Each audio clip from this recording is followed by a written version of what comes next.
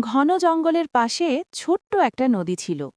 নদীর ধারে একটা পিঁপড়া পানি খেতে এসে হঠাৎ প্রবল স্রোতে পড়ে গেল। ছোট্ট প্রাণীটা বাঁচার জন্য হাত পা ছুড়ছে, কিন্তু কোনোভাবেই পারে না। ঠিক তখন উপরে গাছের ডালে বসা এক দয়ালু পাখি সব দেখল। পাখিটা দ্রুত তার ঠোঁটে একটি শুকনো পাতা তুলে এনে পিঁপড়ার সামনে ফেলে দিল। পিঁপড়াটা পাতার ওপর উঠে ভেসে গিয়ে তীরে উঠল। সে পাখিকে ধন্যবাদ জানিয়ে বলল, তুমি আমার জীবন বাঁচালে। একদিন তুমি যদি বিপদে পড়ো, মনে রেখো আমি আছি। একদিন বিকেলে সেই একই নদীর পাশে পাখিটা খাবার খুঁজছিল। হঠাৎ এক শিকারী চুপি চুপি এসে পাখিটাকে ধরার জন্য বন্দুক তাক করল। পিঁপড়া দূরে থেকে এটা দেখে ফেলল।